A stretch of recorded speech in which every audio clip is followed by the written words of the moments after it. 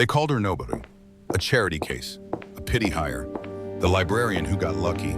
For 3 years, Isidora Navarro had listened to the whispers in the break room, the barely concealed smirks when she presented her research at board meetings, the way Sienna Ashford would talk over her like she was furniture that had learned to speak.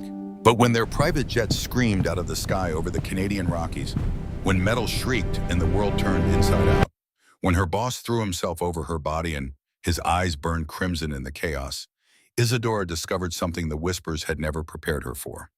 Some people are invisible because they're waiting for the right moment to be seen. This is that moment. This is how a nobody saves a king. The clock in the archive read 11:47 when Isidora found the portrait. She had been cataloging acquisitions for the past 6 hours, her back aching from hunching over the authentication table, her eyes burning from the lamplight. The Blackwell building was silent at this hour. 43 floors below, Manhattan glittered like scattered diamonds, but up here in the restricted vault, there was only the whisper of climate control and the smell of old parchment. The painting had been misfiled, wedged between two Ottoman texts wrapped in cloth that had gone brittle with age. Isidora's hands trembled as she unfolded the fabric. The woman in the portrait stared back at her with her own eyes. Not similar eyes, not reminiscent of. Her exact eyes, the same moss-green shade with that ring of amber around the pupil that her grandmother used to say was a mark of their bloodline. The same slight upturn at the corners. The same dark hair that never quite behaved, falling in waves past bare shoulders. The woman wore a gown of deep crimson velvet, the bodice embroidered with gold thread and patterns that looked Spanish. Renaissance Spanish. Her neck was adorned with a collar of rubies and pearls. One hand rested on what looked like an illuminated manuscript. The other held a small wooden cross, but it was her expression that made Isidora's breath catch. The woman looked afraid. No, not afraid. Resigned. Like she knew something terrible was coming and had made peace with it. The brass plate at the bottom of the frame was tarnished green, but Isidora could make out the engraving. Catalina de Mendoza, Duchess of Cordoba, 1498, Mendoza, her grandmother's maiden name. The archive door opened behind her. Isidora spun, clutching the portrait to her chest, her heart hammering against her ribs like a caged bird. Adrian Blackwell stood in the doorway. He was not a man who entered rooms. He manifested in them. One moment the space was empty, the next he filled it with a presence that seemed to pull all the air toward him. 6 feet of sharp angles and expensive tailoring.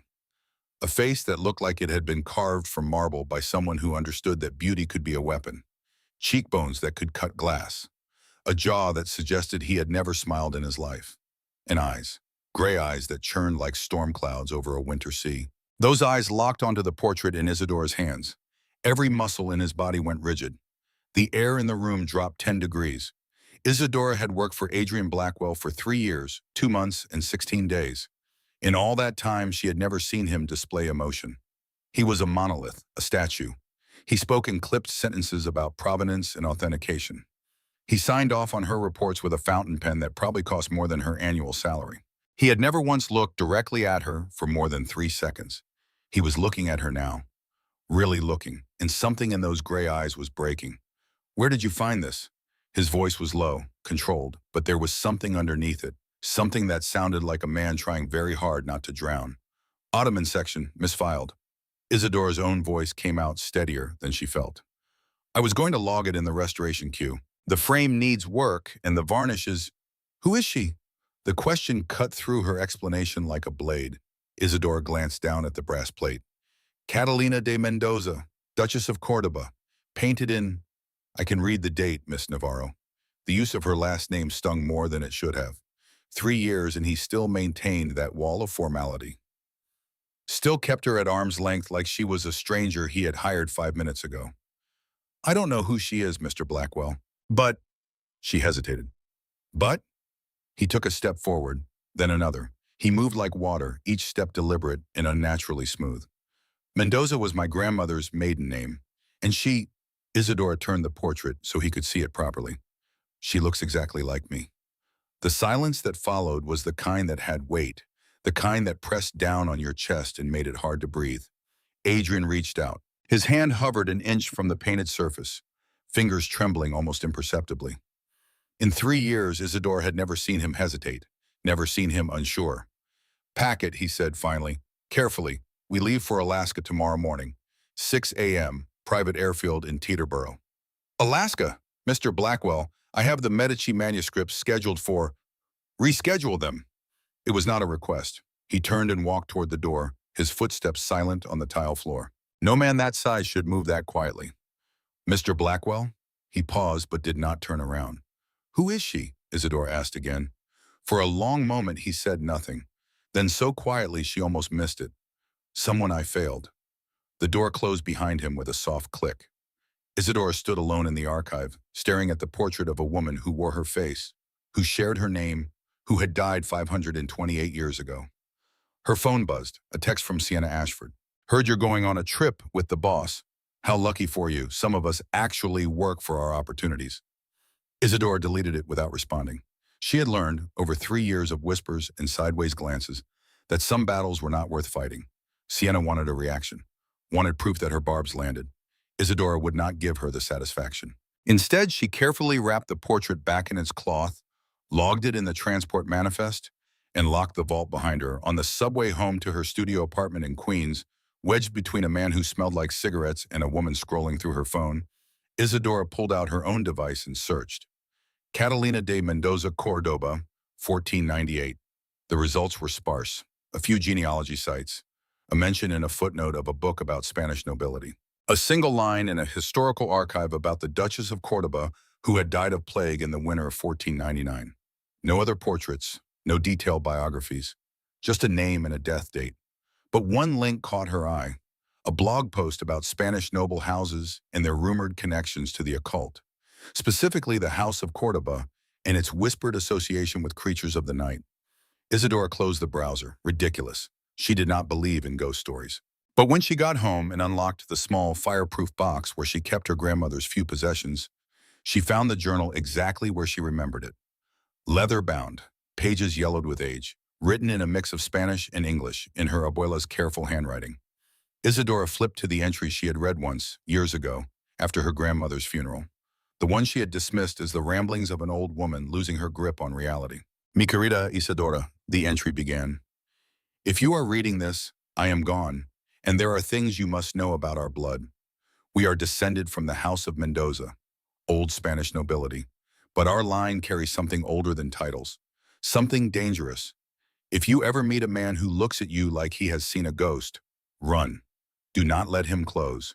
Do not trust his beautiful words or his sad eyes. Our blood is cursed, mija. It calls to them, the ones who walk in shadow, the ones who should not exist. And if one of them finds you, if he recognizes what you are, he will not let you go. Not ever. Isidora snapped the journal shut. She told herself it meant nothing. Her grandmother had been 93 when she died. She had confused past and present, had talked to people who were not there, had believed the old stories were real. But as Isidora packed her bag for Alaska, as she set her alarm for 4:30 in the morning, as she lay in bed staring at the water-stained ceiling of her apartment, she could not shake the image of Adrian Blackwell's face when he saw the portrait. The way he had looked at it like a man staring at his own grave. The private airfield at Teterboro was a study in understated wealth. No crowds, no security lines. Just a sleek black car that picked Isidora up at 5:15, a driver who did not speak, and a gate that opened for them like they owned the place, which technically, Adrian Blackwell did. The Gulfstream waited on the tarmac, its white body gleaming in the pre-dawn light. Isidora had flown commercial twice in her life, once to her grandmother's funeral in Albuquerque, once to a conference in Boston where she had presented a paper on manuscript preservation that 7 people attended. This was not commercial. This was a flying mansion. Cream leather seats, burled walnut paneling, carpets so thick her shoes sank into it. A galley kitchen that probably had better equipment than her entire apartment. Windows the size of paintings. And at the back of the cabin, reading a book bound in what looked disturbingly like iron, sat Adrian Blackwell. He did not look up when she boarded, did not acknowledge her presence as she stowed her bag, did not speak as the pilots ran through their pre-flight checks. Isidora settled into a seat across the narrow aisle from him and pulled out her tablet. If he wanted silence, she would give him silence. She had a backlog of authentication requests to review. Work did not stop just because her boss had decided to drag her across the continent without explanation. The engine spooled up. The Gulfstream rolled forward, picking up speed, And then they were climbing into a sky that was just beginning to bleed pink at the edges. New York fell away beneath them. Isadora watched the city shrink to a grid of lights, then a smudge, then nothing as clouds swallowed the world. She pulled up the file on the Alaskan collection they were supposedly evaluating, a private library that had been sealed since the 1940s. The owner had died without heirs, and the estate had finally been cleared for auction. Blackwell Antiquities had been granted first access to catalog and acquire anything of historical significance. It was the kind of opportunity that would normally have Sienna Ashford throwing elbows to be on the team. Instead, it was just Isadora, and Adrian Blackwell, who still had not looked at her, and two pilots who were separated from the cabin by a closed cockpit door. The tablet screen blurred. Isadora blinked, realized she had been staring at the same paragraph for 10 minutes without reading a single word. She glanced across the aisle. Adrian had closed his book. He sat with unnatural stillness, hands folded in his lap, staring out the window at clouds that stretched to infinity. He had not moved in 20 minutes, had not shifted in his seat, had not so much as blinked. "Mr. Blackwell?" Nothing. "Adrian?" His head turned, slowly, like a statue coming to life. "You called me Adrian." It was the first thing he had said to her in 3 years that was not a work directive. Isadora faltered. "I'm sorry, Mr. Blackwell. I just wanted to ask about the Alaska collection. What specifically are we looking for?" "Manuscripts," and he said. "15th century, Spanish origin, anything related to the House of Cordoba." "Because of the portrait." "Yes." "Wait, Ray." The gray eyes fixed on her, and for a moment Isadora saw something in them that made her breath catch. Not anger, not irritation. Hunger. Not the physical kind, something deeper. The look of a man who had been alone in the dark for so long that he had forgotten what light looked like. "Because," Adrian said quietly, "I need to know if you are real." The plane jolted, not turbulence, something harder. The kind of impact that made the overhead bins rattle and sent Isadora's tablet sliding across the table. The cabin lights flickered. Adrian was on his feet before Isadora processed what was happening. He moved to the cockpit door, tried the handle. Locked. "Stay in your seat," he ordered. Another jolt. Harder this time. The Gulfstream tilted sharply to the left, and Isadora grabbed the armrest, her knuckles white. "What's happening?" Adrian did not answer. He was staring at the cabin door like he could see through it, like he was listening to something she could not hear. The intercom crackled to life. "Mr. Blackwell?" The pilot's voice was tight with controlled panic. "We have a problem. Both engines are failing. I need you to—" The intercom died. Every light in the cabin went dark. Emergency lighting kicked in, bathing everything in an eerie red glow. The plane was not flying anymore. It was falling. Isadora knew this with the same certainty that she knew her own name. Knew it in the way her stomach dropped into her feet.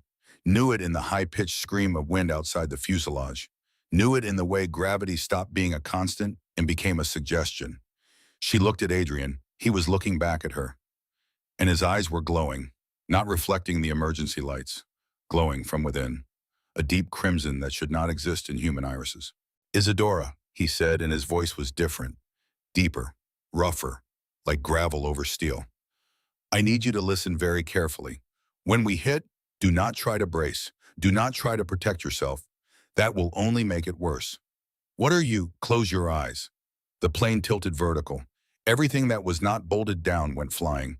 Tablets, books, loose papers, all tumbling through the cabin like leaves in a hurricane. Isadora's seatbelt cut into her chest, and she could not breathe, could not think, could not do anything but watch as Adrian Blackwell unbuckled his own belt and stood up.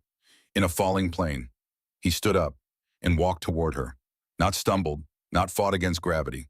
Walked, like he was strolling through a park on a Sunday afternoon. The oxygen mask dropped from the ceiling, dangling like nooses. Adrian reached Isadora's seat. "Close your eyes," he said again. And then he was on top of her, not in any romantic sense, in the way a shield covers what it protects. His body became a cage around hers, his arms braced on either side of her seat, his chest pressed against her face, and through the expensive fabric of his shirt, Isadora could feel nothing, no heartbeat, no rise and fall of breathing, just cold, hard muscle and the faint scent of something that reminded her of old books and ozone and copper. "Don't let go," Adrian whispered against her hair, and the world ended. The impact was not a sound. It was the cessation of all sound. The moment between heartbeats stretched into eternity. Metal shrieked. Trees exploded. The laws of physics asserted themselves with brutal finality. Isadora's consciousness did not fade. It shattered. Cold woke her. Not the chill of air conditioning or an open window, the kind of cold that had teeth, that bit down to bone and did not let go. Isadora opened her eyes. White. Everything was white. Snow piled high enough to bury a car, pine trees heavy with ice, a sky the color of old bruises. She was still in her seat, but the seat was no longer in the plane. It had been torn from the cabin floor and was now wedged into a snowbank at a 45-degree angle. Her seatbelt had somehow held. Her legs were intact. She could wiggle her toes. She was alive. The thought came with a wave of hysterical laughter that died in her throat when she tried to move, and pain exploded in her left shoulder. Dislocated. She knew the sensation from a rock climbing accident in college, the deep, grinding wrongness of a joint that had come apart. "Mr. Blackwell?" Her voice sounded tiny against the vast silence of the wilderness. No response. Isadora fumbled with the seatbelt buckle. Her right hand worked. Her left hung useless at her side.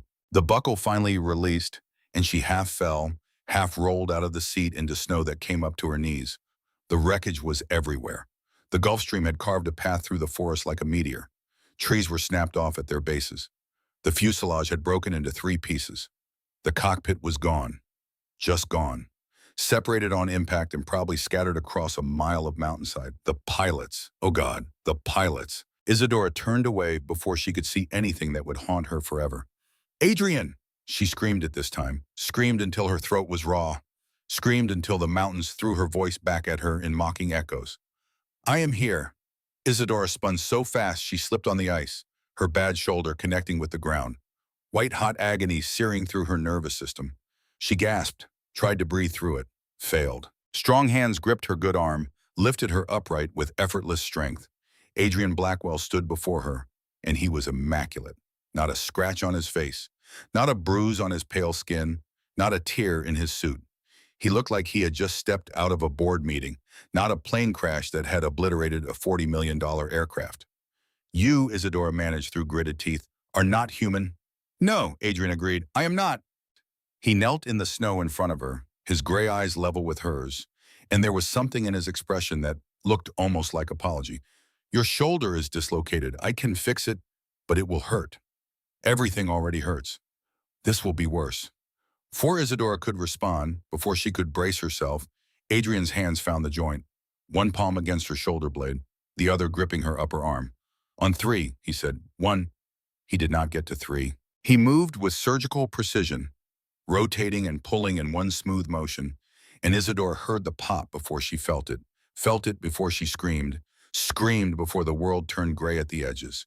She sagged forward. Adrian caught her. For the second time in an hour, she found herself pressed against his chest, and for the second time there was no heartbeat, no warmth, just the cold, unyielding solidity of something that looked human but was not. "Breathe," he instructed. His voice rumbled through his chest into hers. "The pain will fade." It did, slowly.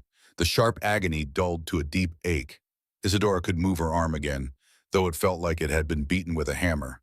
She pulled back, looked up at him. "What are you?" Adrian helped her stand, then released her and took a step back, putting distance between them. "The pilots?" he asked instead of answering. "The cockpit is gone.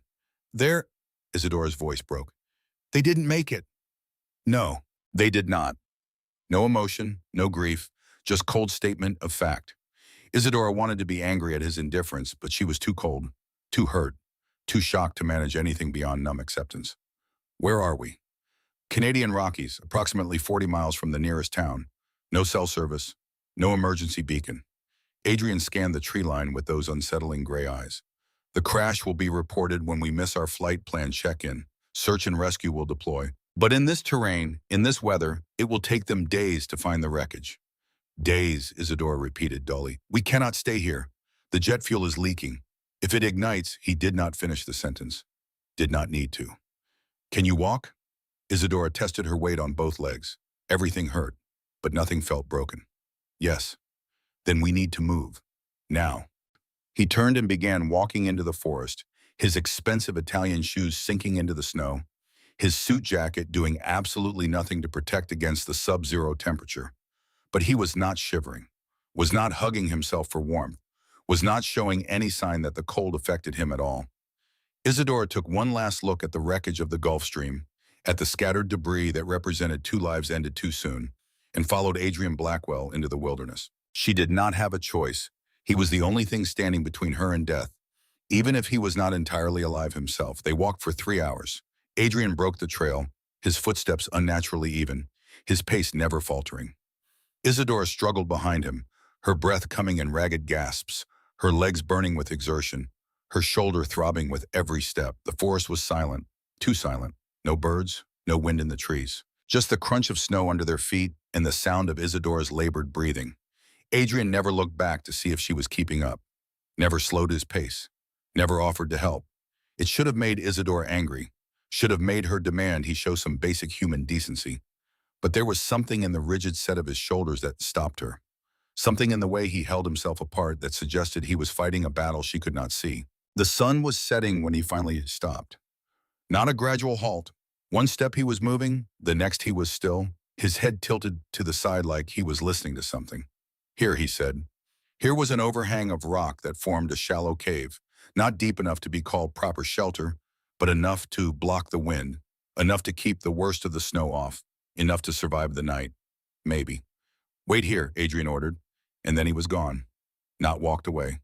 Gone. One moment he was standing in front of her, the next the forest had swallowed him without a sound.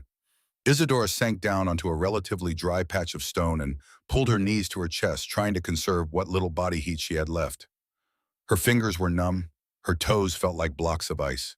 The sun was almost gone, and with it went any warmth the day had offered. She was going to die here. The thought came with surprising clarity. No panic, no terror, just cold, logical assessment. Even if search and rescue found the crash site tomorrow, even if they somehow tracked her and Adrian through 40 miles of wilderness, she would not last the night. Not in these temperatures, not with no shelter, no fire, no supplies. She closed her eyes, thought about her studio apartment in Queens, about the stack of unread books on her nightstand, about the half-finished authentication report still on her work computer, about Sienna Ashford reading the news of her death and probably feeling nothing but relief that the competition was gone, about her grandmother's journal and its warning. If one of them finds you, he will not let you go. Not ever. A sound made her eyes snap open. Adrian emerged from the trees carrying an armload of branches that would have taken 2 men to lift. He dropped them in a pile in front of the overhang without any visible effort. How did you, Isadora started. Do you have a lighter? Adrian interrupted. I don't smoke. Neither do I. He crouched by the wood pile, selected 2 pieces of dry bark, and began rubbing them together. His hands moved in a blur. Faster than human hands could move. Fast enough that Isadora could not track the individual motions. Fast enough that friction became heat, became smoke, became a tiny orange ember that he gently transferred to a nest of dried needles. Within seconds, fire bloomed. Within a minute, the pile of wood was crackling cheerfully, throwing heat and light into the gathering darkness. Isadora stared. You can't be real, she whispered. Adrian fed another branch into the flames. The firelight played across his face, deepening the hollows beneath his cheekbones, turning his eyes into pools of liquid shadow. I am very real, Isadora. Her name, he had used her first name. In 3 years, he had never called her anything but Miss Navarro. What are you? She asked for the 3rd time. This time he answered. I am old, he said quietly. Older than this country. Older than the trees around us. I have lived through the rise and fall of empires. I have watched centuries turn to dust. He looked at her across the fire, and in his eyes, Isadora saw the weight of all those years. The endless, crushing loneliness of watching everyone you have ever known grow old and die while you remain unchanging. I am the last of my kind, Adrian continued, the last pure blood of the Cordoba line, and I am exactly what your grandmother's journal warned you about. Isadora's heart stuttered. You read my grandmother's. I did not need to read it. I can smell the age on you, the old blood. You are descended from Catalina de Mendoza, from the woman I loved, the woman I married, the woman who died in my arms 527 years ago. The fire crackled. Somewhere in the distance, a branch snapped under the weight of snow. You're insane, Isadora said, but she did not believe it. Could not believe it. Not when he had walked through a falling plane. Not when he had moved faster than thought. Not when he sat in sub-zero temperatures without shivering and built fire with his bare hands. I wish I were, Adrian said. Insanity would be a mercy. He stood up, moved to the edge of the overhang, and stared out into the dark forest. "You should sleep," he said without looking at her. "I will keep watch." "For what?" "For things that think we are prey." It was not a comforting answer, but when Isadora curled up on the cold stone as close to the fire as she dared, when exhaustion finally dragged her under, despite the fear and the cold and the impossibility of everything, her last conscious thought was of Adrian Blackwell standing at the mouth of the cave, still as a statue, silent as death, watching the darkness with eyes that knew exactly what lurked there, because he was one of them. And somewhere in the back of her mind, in the place where her grandmother's warning still echoed, Isadora understood. She had been found, and there would be no running. Not anymore. Dawn came cold and gray. Isadora woke to the sound of silence. Not the peaceful kind, the watchful kind, the kind that made prey animals freeze in the underbrush and wait for the predator to pass. She opened her eyes. The fire had burned down to embers. The overhang was exactly as she remembered. The snow outside glowed with the pale light of early morning, and Adrian Blackwell stood in the exact same position he had occupied when she fell asleep. He had not moved, had not sat down, had not closed his eyes. 6 hours, and he had stood there like a sentinel carved from stone, watching the darkness with the patience of something that had all the time in the world. Because he did. All the time in the world. The realization settled over Isadora like a physical weight. Everything her grandmother had written, everything the old stories whispered, everything that should not exist, all of it was standing 10 feet away in a $1,000 suit that had somehow survived a plane crash without a single wrinkle. "You did not sleep either," Adrian said without turning around. His voice was rougher than yesterday, strained, like he was fighting to keep it level. "How did you know?" "Your breathing. It has been irregular for the past 20 minutes. The breathing of someone pretending to rest while their mind races." Now he did turn, and Isadora's breath caught. He looked worse, not injured, not sick, but diminished somehow. The skin stretched tighter over his cheekbones. The hollows beneath his eyes had deepened to bruises. His lips, which had been pale yesterday, were now almost colorless. "We need to move," he said. "Follow the slope downward. Water always flows down. If we find a stream, we follow it. Streams become rivers. Rivers lead to people." "When did you last eat?" Isadora asked. The question hung in the air between them. Adrian's jaw tightened. "That is not your concern. You look like you're starving." "I am always starving, Isadora. That is the nature of what I am. The question is whether I can control it." He turned back to the forest. "And right now, the answer is yes. Barely. So we need to find you food and water before that answer changes." The way he said it, the flat certainty, the complete lack of reassurance. He was not trying to comfort her. He was stating fact. He was dangerous, and they both needed to acknowledge that reality. Isadora pushed herself to her feet. Every muscle screamed. Her shoulder felt like someone had driven nails through the joint. Her legs trembled with exhaustion that 8 hours of fitful sleep had not touched. But she was alive, for now. "Let's go," she said. They walked. The forest was a cathedral of white and green, pines that stretched toward a sky they could not see through the canopy, snow that muffled every sound, cold that bit through Isadora's jacket like it was made of paper. Her stomach cramped with hunger. Her mouth was dry, despite the snow she had tried to eat. Her feet were numb in shoes that were designed for New York sidewalks, not wilderness survival. Adrian moved ahead of her, breaking trail through drifts that sometimes came up to his waist. He should have been struggling, should have been gasping for air in the thin mountain atmosphere. Instead, he glided through the terrain like it was nothing. Like gravity was a suggestion he had chosen to ignore. 2 hours passed. 3. The sun climbed higher, but brought no warmth. Isadora fell twice. The second time she could not get up, could not make her legs work, could not do anything but kneel in the snow and try to remember why she was supposed to keep fighting. Adrian appeared beside her. He did not offer his hand, did not touch her. Just stood there, a shadow against the white, waiting. "I can't," Isadora whispered. "I need to rest, just for a minute. If you rest now, you will not get up again." "Then maybe that's okay." "It is not okay." His voice cracked. Actually cracked. The first sign of real emotion she had heard from him. "Catalina gave up. She let the fever take her. She stopped fighting. And I had to watch her die because I was too much of a coward to turn up on her. To make her what I am. I will not watch you die too." Isadora looked up at him. The mask had slipped. For just a moment, she saw past the cold CEO, past the ancient vampire, past all the walls he had built over 700 years. She saw a man who was breaking. "Then help me," she said. Adrian closed his eyes. When he opened them again, they were glowing. Not the faint red she had seen on the plane, deep crimson, the color of fresh blood. "I cannot," he said. "If I touch you right now, if I let myself get that close, I will not be able to stop. Do you understand? I am so hungry that I can hear your heartbeat from here, can smell the blood in your veins, can taste it in the air every time you exhale." He took a step back. "So get up, Isadora, get up and walk, or die here. Those are your only options." It was cruel. It was exactly what she needed. Anger flared in her chest, hot and bright, burning through the exhaustion. She grabbed a low-hanging branch and hauled herself upright, her legs shaking but holding. "You are a bastard," she said. "Yes," Adrian agreed, "I am." They kept walking.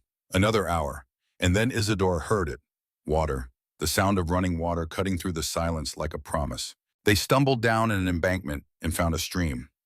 Not frozen, moving fast enough that the current kept it liquid despite the temperature, clear as glass and cold enough to hurt. Isadora fell to her knees at the edge and drank. The water tasted like stone and ice, and the best thing she had ever put in her mouth. She drank until her stomach cramped, drank until she could not hold anymore. When she finally sat back, gasping, Adrian was watching her with an expression that looked almost like hunger. Not for blood, for the simple act of drinking blood, for the basic human need he no longer had. "When did you last drink anything?" Isadora asked. "Water, I mean." 1793, Adrian said. "Or thereabouts." It stopped appealing after the first century. The casual way he said it, like discussing the weather, 1793, 233 years ago. Isadora's mind could not process it, could not fit that much time into any framework that made sense. "Do you miss it?" she asked. "Being human?" Adrian was silent for a long moment. Then, "Every single day." A sound echoed through the trees. Not wind, not water. A low, rumbling growl that came from somewhere deep in the forest. Somewhere close. Adrian's head snapped toward the sound, his body going perfectly still. "Get behind me," he said quietly. "What is it?" "Bear." The word was barely out of his mouth when the creature emerged from the undergrowth. Grizzly. 8 feet tall when it reared up on its hind legs. 1,000 pounds of muscle and fur and teeth. Small eyes filled with animal intelligence and territorial rage. It had smelled them, or heard them, or simply decided that this stretch of river belonged to it and they were trespassing. The reason did not matter. What mattered was the way it dropped to all fours and charged. Isadora screamed. Adrian moved. He did not run toward her, did not try to put more distance between himself and the bear. He ran at it, straight at a charging grizzly, unarmed, in a business suit. Isadora thought she was watching him commit suicide. She was wrong.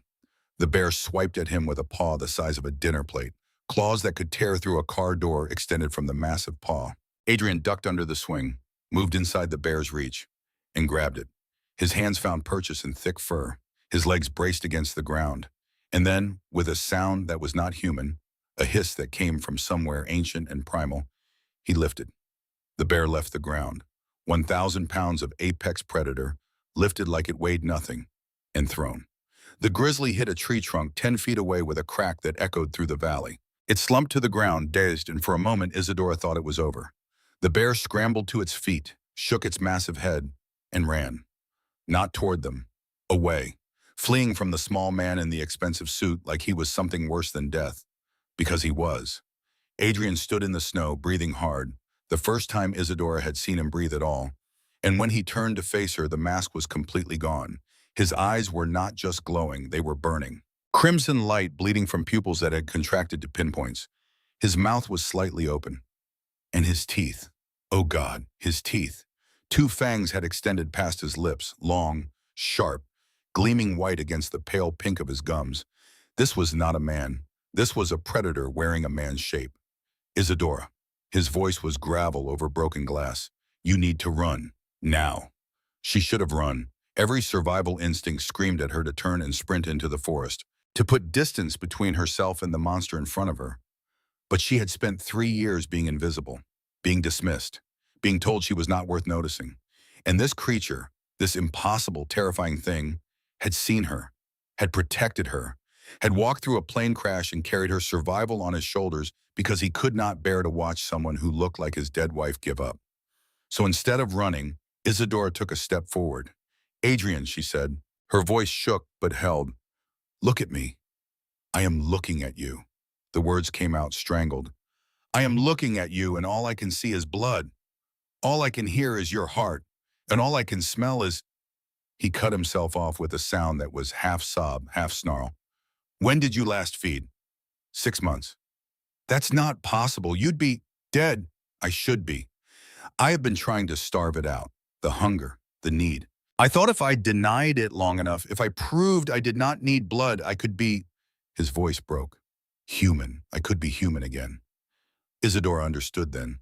The isolation, the distance, the way he had kept her at arm's length for 3 years. He had been trying to protect her, not from danger, from himself. "You can't starve yourself into humanity," she said softly.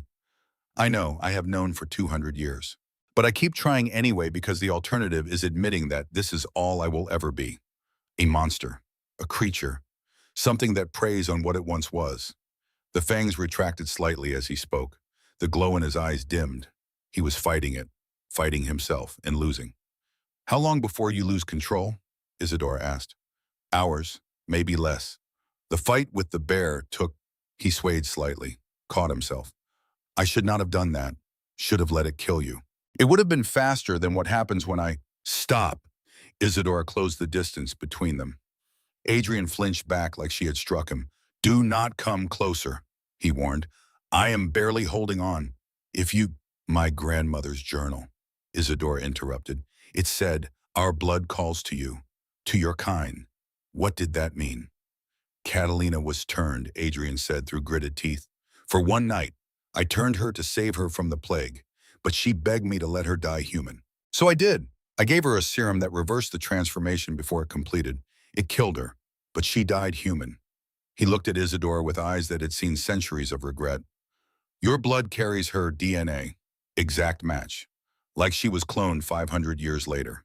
And vampire blood, pure blood like mine, can sense its own kind. Even diluted, even dormant. You are not vampire, but you carry vampire potential in every cell." "So I'm what?" Isadora tried to process. "Some kind of genetic echo?" "You are everything I have been searching for and everything I should run from." Adrian took another step back, hit a tree, had nowhere left to go. "You are the worst possible temptation wrapped in the face of the woman I loved, and I am too weak to resist much longer." Isadora looked at him, really looked, saw the way his hands trembled, the way his jaw was clenched so tight she could hear her teeth grinding, the way every muscle in his body was locked in a battle with itself. He was not a monster. He was a man trying desperately not to become one, and he was going to lose. Unless— Isadora rolled up her sleeve. "What are you doing?" Adrian's voice was sharp with panic. "Giving you a choice." She held out her wrist. The skin was pale in the cold. The veins underneath were blue highways carrying the blood that he needed. "You can wait until you go feral and take it by force. Or you can take it now, while you still have control, while it can still mean something other than violence." "I cannot." But his eyes were locked on her wrist, on the pulse that beat steadily beneath the surface. "If I taste you, if I know what you taste like, I will never be able to stop wanting it." "Then don't stop wanting it," Isadora said. "Want it. Take it. But take it as a gift, not as prey." "Why?" The question came out as a broken whisper. "Why would you do this?" "Because 3 years ago, you hired me when no one else would. You gave me a chance when everyone said I was not worth the risk. You saw something in me that I had stopped seeing in myself." She stepped closer, close enough that he could reach out and touch her if he wanted. "You saved my life yesterday. Twice. Let me return the favor." Adrian's resistance crumbled like a sandcastle in the tide. He reached for her wrist with shaking hands, held it like it was made of glass, like one wrong move would shatter everything. "This will hurt," he warned. "I know. And afterward there will be a connection between us, something you will feel, that will not break. Ever." "I know," Isadora said again, though she did not know, could not know, was walking blind into something that would change her forever. But she was doing it anyway. Adrian lifted her wrist to his lips. He did not strike immediately. First, he pressed a kiss to her pulse point. Gentle. almost reverent, a silent apology for what came next. Then his fangs pierced her skin. Isadora gasped. There was pain, sharp and bright for just a moment, but it faded almost instantly, replaced by something else. Warmth. It started at the bite and spread through her bloodstream like whiskey, like sunlight, like coming in from the cold and standing in front of a fire. Adrian drank. She could feel it. The pull. The rhythmic draw of blood from her veins into his mouth. Could feel the way his hands steadied on her arm, the way his breathing, which had been labored and irregular, smoothed out. He was coming back to himself. With every swallow, he became less monster and more man. And Isadora felt something else. Him. Not physically, mentally, emotionally. A presence in the back of her mind that had not been there before. Aware of her the way you are aware of your own heartbeat. Constant, undeniable. The bond he had warned about. It clicked into place like a lock finding its key. Adrian pulled back with a gasp. His eyes were no longer red. They were gray again. Storm gray. Human gray. He pressed his thumb to the bite mark on her wrist, and Isadora watched in fascination as his saliva, mixed with her blood, made the wound seal. Not just stop bleeding, heal. Completely. Like they had never existed. That's impossible, she breathed. No, Adrian's voice was steady again. Strong. That is what I am. What we are now. He was still holding her wrist, still kneeling in the snow in front of her. And there were tears on his face. Actual tears. Red tears that traced down his cheeks like bleeding wounds. I have walked this earth for 723 years, Adrian whispered. I have known emperors and artists, have watched civilizations rise and fall, have drunk from thousands of vessels and felt nothing but the satisfaction of hunger sated. But you, his voice broke. Your blood does not just feed me, Isadora. It reminds me what it felt like to be alive. He pressed his forehead to her hand. His shoulders shook. The Vampire King was weeping. And Isadora, who had been told her entire life that she was nobody, that she was worthless, that she was only valuable if she made herself useful. Isadora reached down and stroked his dark hair with her free hand. Then live, she said softly. Stop trying to die. Stop trying to be something you're not. Just live. With me. For however long we have.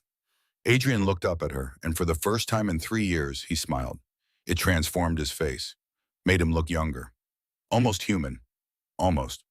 We should keep moving, he said, standing, before the bears come back. Do you think they will? No, after what just happened. Every predator in a 5-mile radius is finding somewhere else to be. He offered his hand. Can you walk? Isadora took it. His skin was still cold, still lacked the warmth of living flesh. But it was not death cold anymore. Not corpse cold. Her blood had brought him closer to life.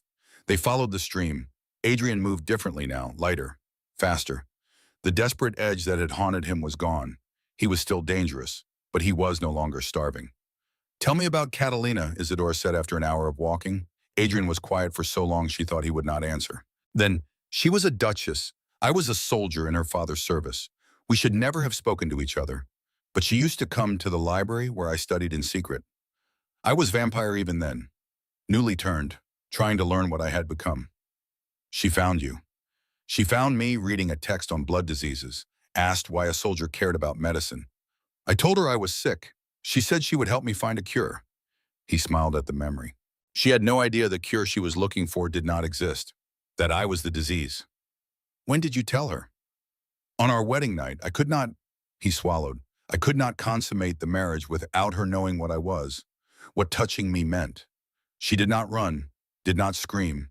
She asked if I had killed anyone. I said no. She asked if I wanted to. I said every day.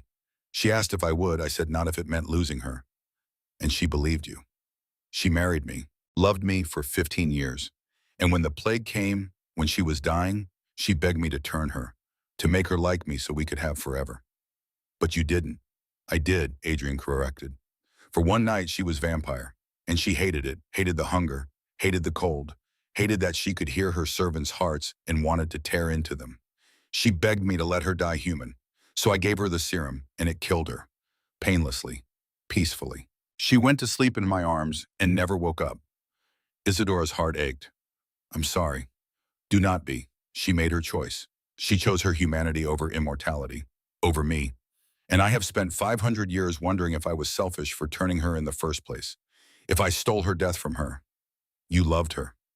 I still love her. Adrian looked at Isadora. And that is the problem, because you are not her. You wear her face, carry her blood. But you are Isadora Navarro, your own person. And I do not know if what I feel when I look at you is real or just the echo of something I lost. It was the most honest thing he had ever said to her, and it hurt, but it was also fair. Then we figure it out, Isadora said. After we survive this. If we survive this. A sound cut through the forest. Mechanical, growing louder. Helicopter. Adrian's expression went from relieved to wary in a heartbeat. That is not search and rescue, he said. How do you know? Because search and rescue does not fly this low, does not move this deliberately. That is a hunter's pattern. Who would be hunting us? Adrian's jaw tightened. People who know what I am. People who want what I am worth. He grabbed Isadora's hand and pulled her behind a cluster of massive boulders. They crouched low, hidden from the sky, but with a clear view of the clearing beyond. The helicopter descended, black, unmarked, military grade. Men rappelled down on ropes before it even touched ground. 6 of them. Tactical gear. Weapons that looked far too advanced for simple search and rescue. And in the middle of them, stepping down from the helicopter like she was descending from a throne, was Sienna Ashford. Isadora's breath stopped. Sienna looked nothing like the polished corporate climber who had spent 3 years making Isadora's life miserable. She wore tactical pants and a heavy jacket. Her blonde hair was pulled back in a severe ponytail, and she was smiling. Not a friendly smile, a victorious one. Spread out, Sienna ordered the men. Thermal showed 2 heat signatures by the river. Blackwell will try to run. The girl is expendable. One of the men, older, gray-haired, with the bearing of a doctor, shook his head. The girl is not expendable, he said. His voice carried across the clearing. Dr. Voss will want her blood tested. If Blackwell drank from her, she's worth more than him. Sienna's smile widened. Even better. Bring them both. Alive if possible. Dead if necessary. Blackwell is worth 50 million either way. Isadora turned to Adrian, her heart hammering. Sienna sold us? She whispered. Adrian's face was carved from stone. Yes. The question is to whom? Does it matter? Very much. Different buyers want different things. Some want to study me. Some want to drain me. Some want to weaponize me. His eyes tracked Sienna's movements, and if Sienna Ashford is involved, she is getting something in return. Money, power, position. She has always wanted my job. Adrian's voice was cold, lethal, and now she will get it. Because if I die in this wilderness, my will names you as heir. And if you die with me, the board votes, and Sienna is next in line. The pieces fell into place. This was not just about money. This was a corporate assassination dressed up as tragedy. What do we do? Isadora asked. You run. I will draw them off. Lead them away from...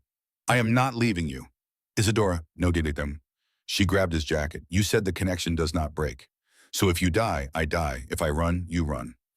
Adrian looked at her like she had just offered him the sun, but they were too late. A net launched from the trees, silver mesh that glowed faintly in the dying light. It hit Adrian squarely in the chest, wrapped around him like a living thing, and where it touched his skin, smoke rose. He screamed, actual screaming, not the controlled hiss from earlier. Raw agony. The silver was burning him. 4 men emerged from cover, weapons trained on Adrian as he thrashed. Every movement made the net tighten, made the burning worse. Adrian! Isadora lunged toward him. A hand grabbed her arm, jerked her back. Sienna. Hello, Isadora, she said pleasantly. Surprise? Isadora tried to pull free. Sienna's grip was iron. Let me go. In a minute. First, Sienna turned to the gray-haired man. Dr. Voss, take a sample. Dr. Voss approached with a syringe. He grabbed Isadora's other arm, found a vein, and drew blood with practiced efficiency. Isadora barely felt it. All her attention was on Adrian, who had stopped thrashing and was now lying still in the silver net. His breathing labored. His skin blistered where the metal touched. Why, she asked Sienna. Why would you do this? Because I'm tired of being second best, Sienna said simply. Tired of watching you get opportunities you didn't earn. Tired of Adrian treating you like you're special when you're just a librarian who got lucky. So you sold us to what? Vampire hunters? To the syndicate. Sienna's smile was razor sharp. They pay very well for pure blood specimens. 50 million for Adrian, and apparently, she nodded at Dr. Voss, who was examining the blood sample with a handheld device. You're worth even more. Dr. Voss looked up, his eyes wide. Catalina genome, positive match, active vampire antibodies. What does that mean? Sienna demanded. It means, Voss said slowly, that this woman's blood can create daywalkers. Vampires immune to sunlight. If we synthesize this, he looked at Isadora like she was the Holy Grail. We could build an army. Sienna's expression shifted from triumph to greed. Take them both, she ordered. The men moved to comply, and Isadora, watching them approach, watching Adrian struggle weakly against the net that was killing him, felt something inside her shift. No, she had spent 3 years being invisible, being pushed aside, being told she was not enough, not anymore. Sienna wanted her gone so she could take everything Isadora had fought for. Fine, let her try. Isadora stomped on Sienna's instep with every ounce of strength she had left. Sienna yelped, her grip loosening just enough. Isadora tore free and ran. Not away from Adrian, toward the tree line, toward the tracks she had seen earlier. Tracks that were fresh, massive. Paw prints in the snow that were bigger than her hand. Mountain lion. The grizzly had run from Adrian. But a mountain lion was an ambush predator, a creature that did not fear, that hunted anything that moved, and Isadora was about to give it a reason to hunt. Stop her! Sienna screamed. Gunfire cracked through the forest. Isadora dove behind a tree, bark exploding above her head. She scrambled forward on hands and knees, following the tracks, her heart pounding so hard it hurt. There, 50 yards away, a tawny shape on a rock ledge. Massive, muscular, watching her with yellow eyes that reflected the fading sunlight. Isadora pulled off her jacket, the one that Adrian had given her, the one that smelled like him in smoke and blood, and waved it. The mountain lion's ears flattened. Come on, Isadora whispered, come and get it. She threw the jacket toward the clearing where the men were dragging Adrian toward the helicopter. And then she ran parallel to the tracks, making as much noise as possible. Breaking branches, kicking snow, screaming. The mountain lion launched from its perch, not after her, after the movement, after the noise, after the humans invading its territory. Chaos erupted. Men shouted, guns fired. The helicopter pilot tried to lift off, and Isadora sprinted back to Adrian. He was barely conscious. The silver net had burned through his shirt, the skin underneath angry and blistered. Isadora grabbed the net. Pain exploded in her hands. The silver burned her too, but nothing like what it did to Adrian. She could hold it, could pull. Come on, she gasped. We have to go, now. Adrian's eyes fluttered open, crimson again, fading to gray. You came back, he whispered. Of course I came back. You idiot. We're bonded, remember? She ripped the net off him with strength she did not know she had. Adrenaline. All of it poured into her muscles as she hauled him upright. He leaned on her, his weight nearly crushing, and they stumbled into the forest. Behind them, the mountain lion roared. Men screamed. Gunfire became sporadic, desperate, and Isadora did not look back. She just ran, half dragging, half carrying a vampire king through snow that had become her enemy and her salvation in equal measure. They did not stop running until the sounds faded. Did not stop until Adrian's legs steadied beneath him. Did not stop until they were miles away and the forest was silent again. Only then did Isadora let herself collapse. Adrian caught her, lowered her gently to the ground. You saved me, he said, wonder in his voice. You actually saved me. You saved me first, Isadora managed. Her hands were burned, blistered. They hurt almost as much as her shoulder had. Adrian took them in his own, brought them to his lips, and licked the burns. Isadora watched in amazement as his saliva healed her skin. Slower than it had healed the bite mark, but still healing, the angry red fading to pink, the blisters smoothing out. We need to keep moving, Adrian said. They will regroup, come after us again. Can you walk? I can do more than walk. He pulled her to her feet. Hold on to me. What? Adrian scooped her into his arms like she weighed nothing, and ran. Not human speed, vampire speed. The forest blurred around them. Trees became streaks. The world became wind and motion in the impossible sensation of flying through the snow without wings. Isadora buried her face in his chest and held on. When Adrian finally stopped, they were standing on a ridge overlooking a valley. Below, lights twinkled in the distance. Civilization. We made it, Isadora breathed. Not yet. Adrian set her down gently. Down there are people, questions, hospitals, and eventually Sienna will spin a story, will make herself the victim, will take everything. Then we get there first, Isadora said. We tell the truth. Will they believe us? Isadora looked at him, at the vampire who had protected her, fed from her, bonded with her, at the man who was more human in his honesty than anyone she had ever met. They will believe me, she said, because I have proof. She pulled out her phone. Shattered screen, but still working, still recording. The audio file was 4 minutes long, Sienna Ashford's voice, crystal clear. Take them both. Blackwell is worth $50 million either way. Adrian stared at the phone like it was a miracle. You recorded her. I recorded her. For the first time since the crash, since the blood bond, since everything had gone to hell, Adrian Blackwell laughed. It was a beautiful sound. Then let us go ruin her life, he said. And together they walked down the mountain toward the lights, toward answers, toward war, because Sienna had made a mistake. She had underestimated the nobody, and that was the last mistake she would ever make. The hospital in Calgary smelled like disinfectant and bad coffee. 3 weeks had passed since the crash. 3 weeks since search and rescue had finally found them in a hunting lodge 20 miles from the wreckage. 3 weeks of medical examinations and police interviews and media speculation. 3 weeks of Sienna Ashford sitting in emergency board meetings in New York, painting herself as the grieving colleague who had lost her CEO and her coworker to tragedy. 3 weeks of Margaret Thorne filing paperwork to assume control of Blackwell Antiquities in the absence of its missing leader. 3 weeks for them to think they had won. They were wrong.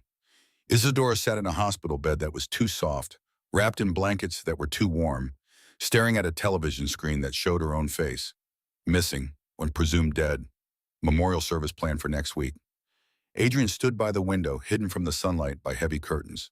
He had not left her side except to feed, discreetly, from blood bags he had compelled the night staff to provide.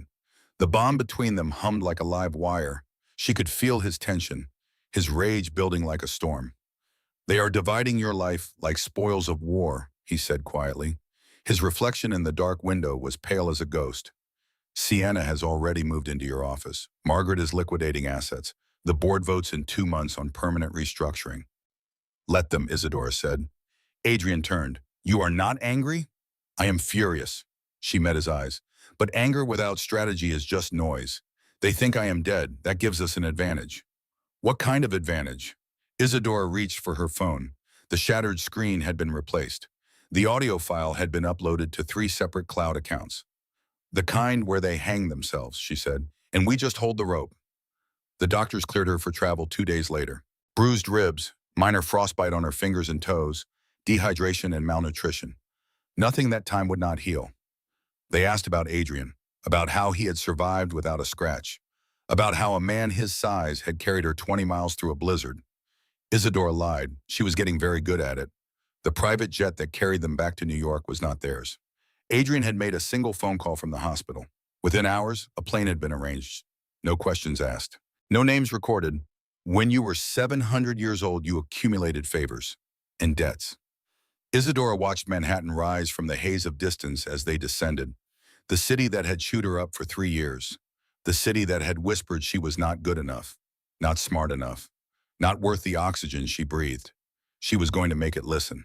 Are you ready? Adrian asked. She could feel his concern through the bond, his desire to protect her from what was coming. But she did not need protection. She needed justice. I was born ready, Isadora said. They landed at Teterboro just after midnight. A car was waiting. Black, anonymous. It took them not to Adrian's penthouse in Tribeca, but to a brownstone in Brooklyn that looked like every other brownstone on the block. Safe house, Adrian explained as they entered. Owned through enough shell companies that even the syndicate cannot trace it. We stay here until the board meeting. When is it? 2 months from now. Margaret called emergency session to finalize the succession. Sienna will be named CEO. Your estate will be divided among existing partners. He paused. Unless you show up. Oh, I'll show up, Isadora promised. They spent the next 8 weeks in that brownstone. During the day that Isadora compiled evidence, pulled phone records, traced wire transfers, built a case so airtight that not even the best lawyers could wiggle free. During the night, Adrian taught her about his world, about the syndicate, about the vampire councils that governed the hidden populations, about the rules that kept his kind from being exposed. The night before the board meeting, Adrian disappeared. He left a note, 3 words in his elegant script. Trust me. Isadora did not sleep. could not sleep. The bond was stretched thin by distance. She could feel him moving through the city, could sense his purpose. When he returned at dawn, his eyes were bright with something that looked like savage satisfaction. "What did you do?" Isadora asked.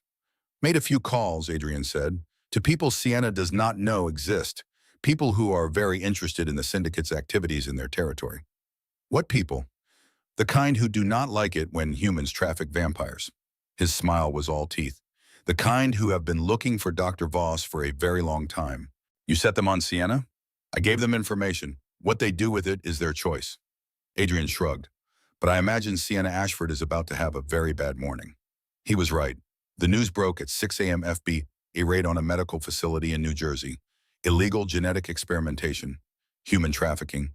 23 people arrested, including one Dr. Marcus Voss and a corporate executive whose name was being withheld pending investigation. Isadora watched the footage on her phone, saw the perp walk, saw Sienna Ashford in handcuffs, her blonde hair wild, her makeup smeared, screaming at the cameras that she was innocent, that she had been framed, that Isadora Navarro had orchestrated the whole thing. "She is not wrong," Adrian observed. "No," Isadora agreed, "but she cannot prove it." The board meeting was scheduled for 10 a.m. Isadora dressed carefully, a black suit that she had bought 3 years ago for her interview. The one that Sienna had sneered at, called cheap, called desperate. She wore it like armor. Adrian walked with her to the Blackwell building. They did not hide, did not skulk. They walked through the front entrance at 9:45, and the lobby went silent. Security guards stared. Receptionists gaped. A junior analyst dropped his coffee. Isadora Navarro was supposed to be dead, and yet here she was, alive, whole, walking toward the executive elevators like she owned the place. Because technically she did. The top floor was chaos. Assistants running between offices, phones ringing unanswered, and in the main conference room the board of directors assembled like vultures around a corpse. Margaret Thorne sat at the head of the table, 60 years old, steel gray hair, a face that had forgotten how to smile. She was reading from a prepared statement about leadership transitions and fiduciary responsibility. She looked up as the door opened. The statement fell from her hands. "Good morning, Margaret," Isadora said pleasantly. "I hope I'm not late." The room erupted, 12 board members all talking at once. Questions, accusations, demands for explanation. Adrian closed the door behind them, locked it, stood with his back to it like a sentinel. No one was leaving until this was finished. "How?" Margaret found her voice first. "You were dead." The search team said they found wreckage," Isadora interrupted. "They never said they found bodies, because we were not there to be found. We survived." She walked to the table, placed her hands flat on the polished surface. "Adrian protected me, kept me alive through 4 days in the wilderness, and then we were attacked." "Attacked?" This from James Chen, the company's general counsel. "By whom?" "By the syndicate." Isadora pulled out her phone, set it in the middle of the table. "By a paramilitary organization that traffics in supernatural assets, specifically vampires." Someone laughed nervously. Margaret's face went very still. "That is insane," she said carefully. "Is it?" Isadora pressed play. Sienna's voice filled the conference room. Crystal clear, undeniable. "Take them both. Blackwell is worth 50 million either way. The girl is expendable." Silence, the kind of silence that precedes an execution. "Where did you get this?" Margaret demanded. "From the syndicate's camp, where they held Adrian prisoner, where they planned to drain him and sell his blood on the black market." Isadora's voice was steady, cold. "The same camp that you approved funding for." She pulled out a second document, laid it on the table. Wire transfers, Margaret Thorne's signature.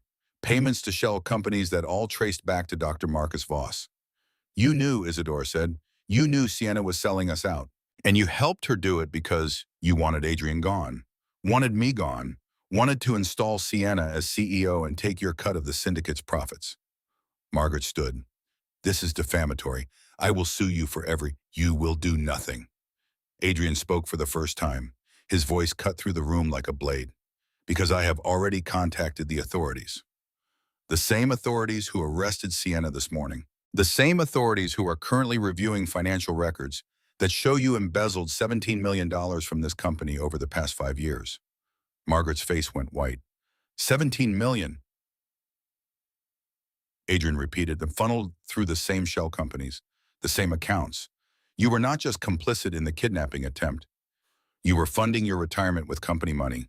And when Isidore and I disappeared, you saw an opportunity to cover your tracks. To blame everything on us and walk away clean. I did not. Enough. James Chen stood. He looked sick.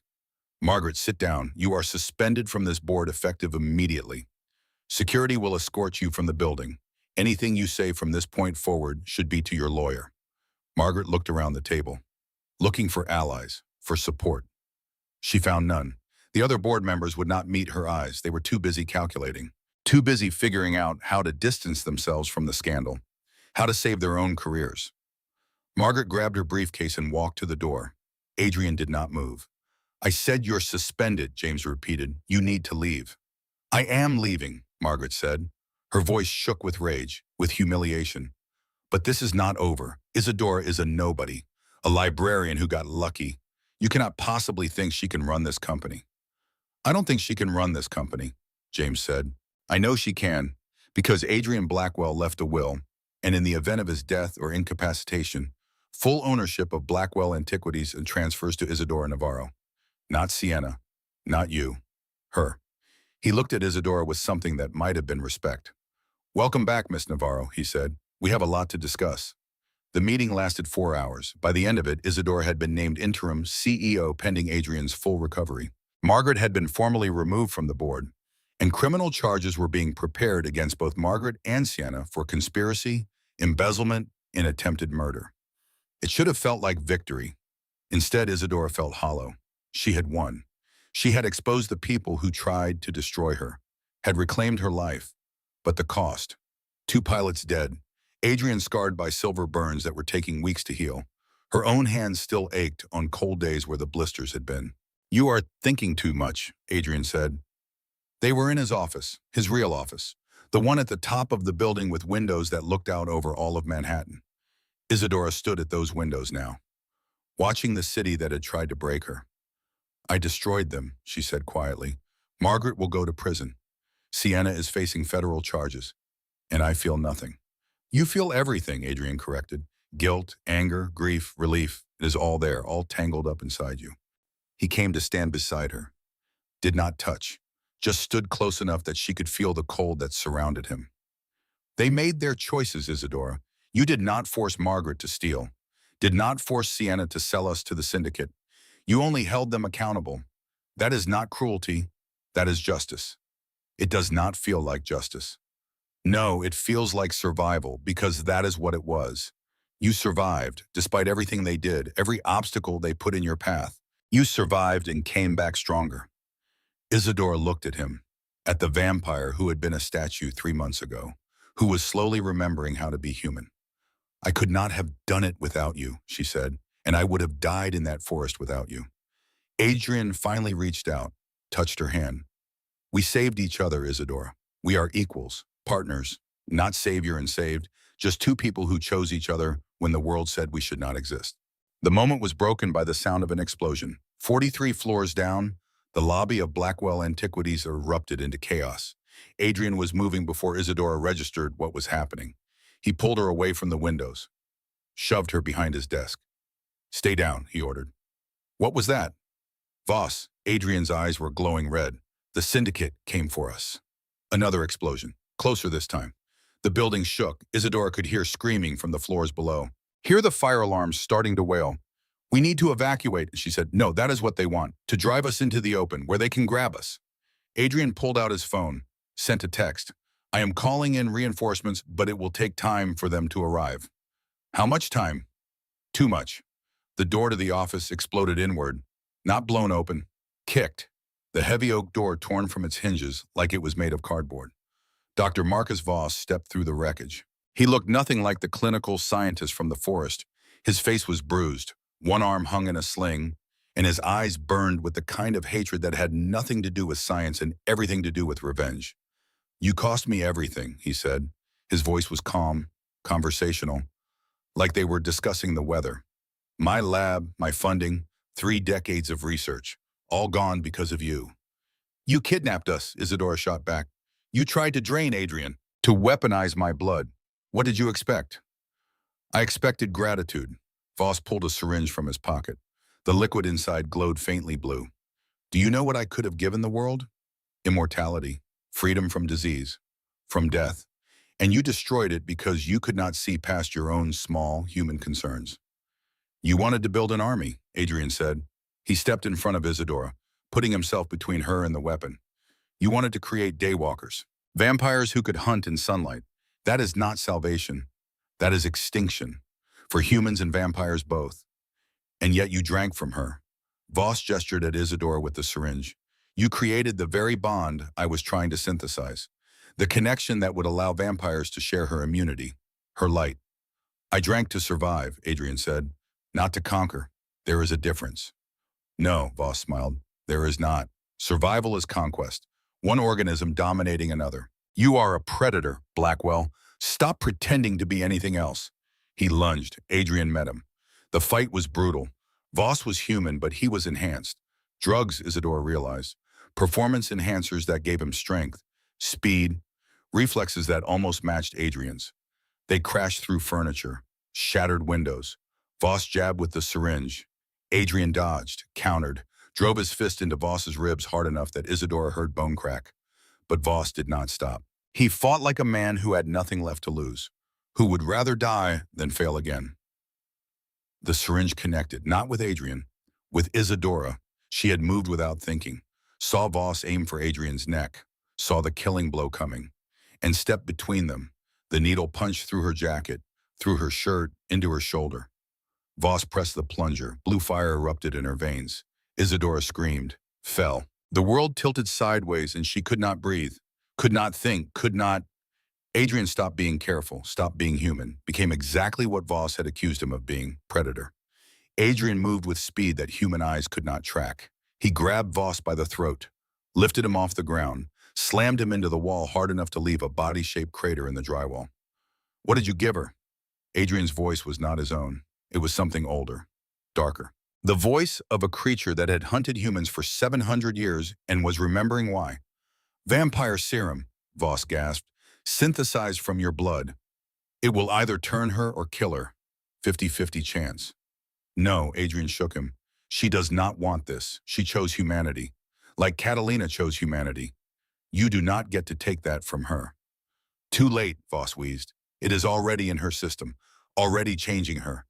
You can watch her die human or watch her become what you are. Either way, you lose. Adrian's fangs extended. For a moment, Isadora thought he would do it, would tear out Voss's throat and paint the office red. But he did not. Instead, he dropped Voss, let him fall. No, Adrian said. You do not deserve a quick death. You deserve to watch your life's work fail, to know you accomplished nothing. He turned to Isadora, dropped to his knees beside her. She was convulsing. The serum was fighting with her blood, with something in her DNA that recognized vampire and human both, and could not decide which to become. Isadora. Adrian took her face in his hands. Stay with me. Fight it. I do not. She could barely form words.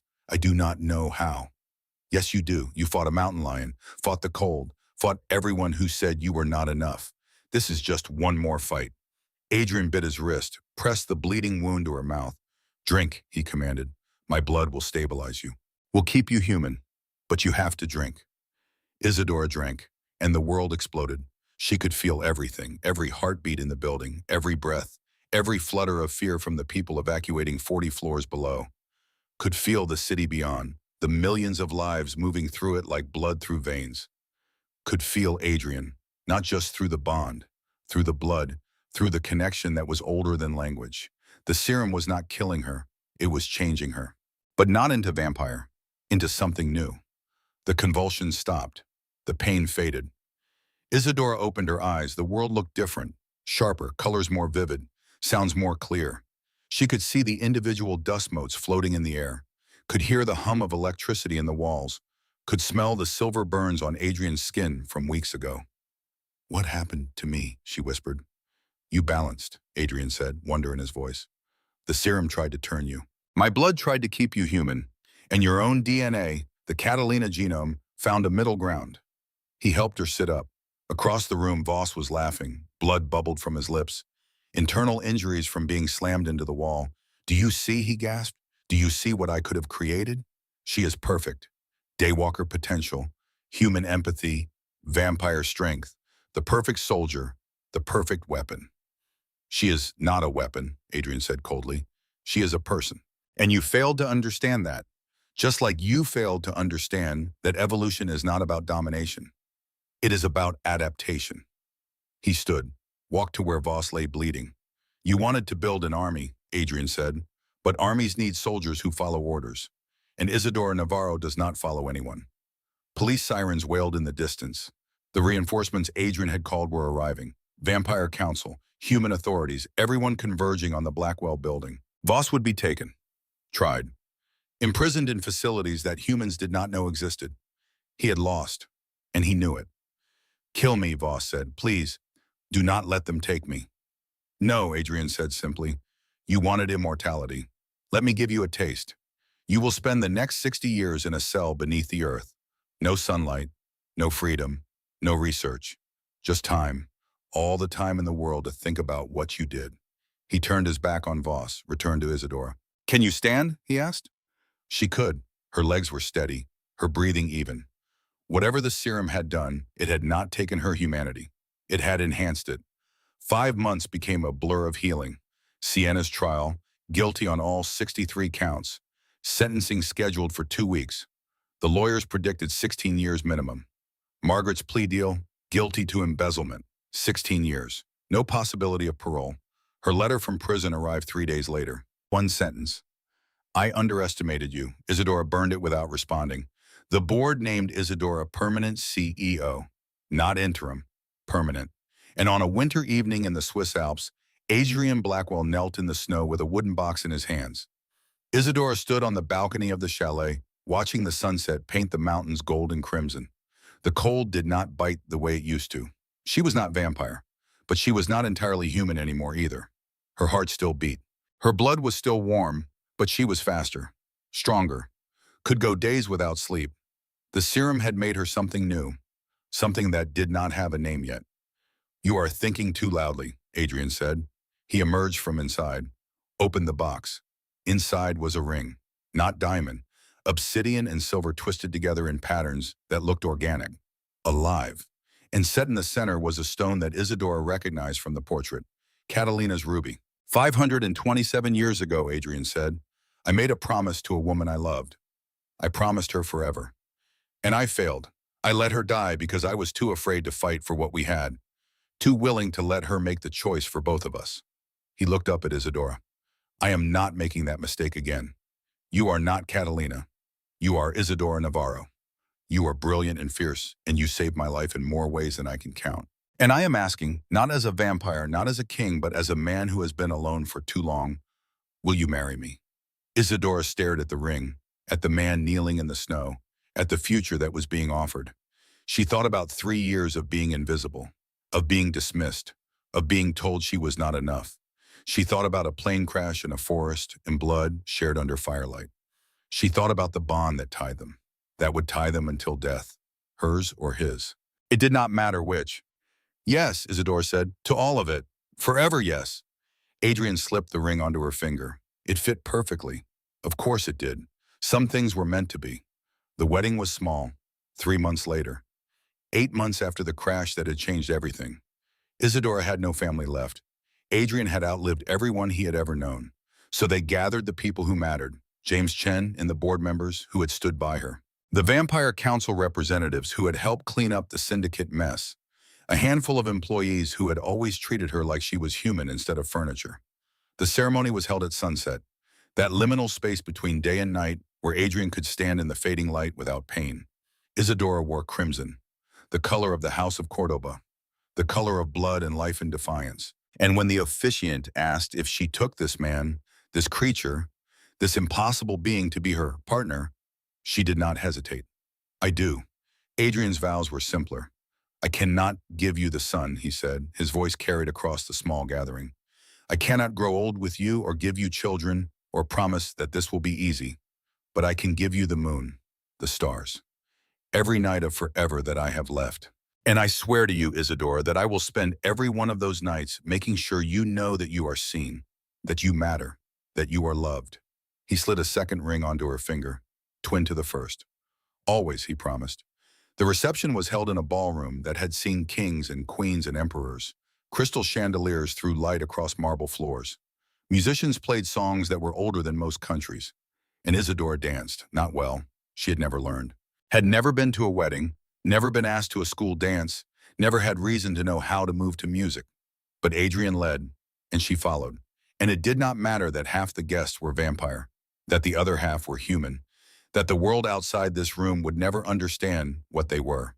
What mattered was this: two people who had found each other in the wreckage, who had chosen each other when every logical reason said they should not, who had survived. When the music slowed, when the lights dimmed, when they stood together on the balcony, looking out at mountains that had witnessed centuries, Isadora thought about the girl who had walked into Blackwell Antiquities 3 years ago. Invisible, dismissed, told she was nothing. She had been wrong, and so had they. "What are you thinking?" Adrian asked. "That I used to be nobody," Isadora said. "And now I'm everything." "You were always everything." Adrian pulled her close.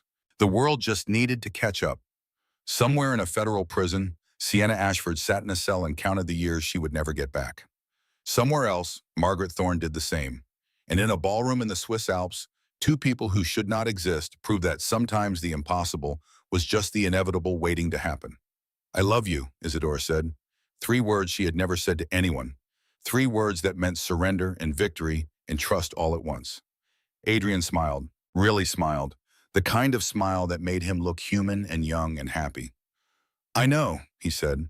"I can feel it. Every second. And I love you too." He touched her face. Cool skin, no heartbeat. "For however many years we have, whether that is 60 or 600, you are mine, and I am yours." The sun set over the mountains. The first stars appeared like promises. And two people who had started as nothing became everything, the way it was always meant to be.